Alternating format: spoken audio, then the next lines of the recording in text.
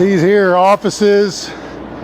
That's the What's that big space in the middle right there? that's the learning center. And we're facing inwood right there. Correct. That's awesome. So that whole big space is just for the Learner Resource Center? Yes. So they can arrange it however they want? Yeah. And then these are outside rooms probably for smaller groups to meet? Correct. Or offices? Correct. Okay, so this is the publishing lab. Yep. Nice, right on the outside. And this is a big testing center. That's huge. That's like 4 times the space we have right now.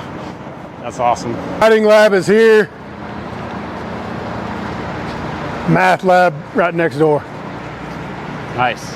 And then this connects directly to where the counselors are. Correct. And this will be all glass handrail, ornamental, monumental stair, elevator, glass handrail, doing the same thing that kind of opens the main lobby up to this area.